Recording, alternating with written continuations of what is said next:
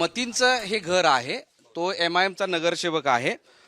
ज्या मतीननं निदा खानला या घरामध्ये ठेवलं होतं, त्या घराच्या ठिकाणी ही नोटीस लावलेली आहे आणि ही नोटीस लावून हे बांधकाम अनधिकृत आहे असं महानगरपालिकेने सांगितलेलं आहे। 3 दिवसात या संदर्भात तुमचं काय म्हणणं आहे हे सांगा, नाहीतर कारवाई केली जाईल असं सांगण्यात आलेलं आहे। या घरासोबत मतीनचं जे मूळ घर आहे ते याच परिसरामध्ये आहे, ते घर आणि त्याचं कार्यालय या तिन्ही ठिकाणी नोटीस लावलेल्या आहेत। निदा खानला इथं आश्रय दिला होता, त्यावरून नाशिकच्या पोलिसांनी इथून तिला अटक केली होती। सोबतच मतीनवर गुन्हाही दाखल केलेला होता आणि त्यानंतर आता महानगरपालिकेने ही कारवाई केलेली आहे।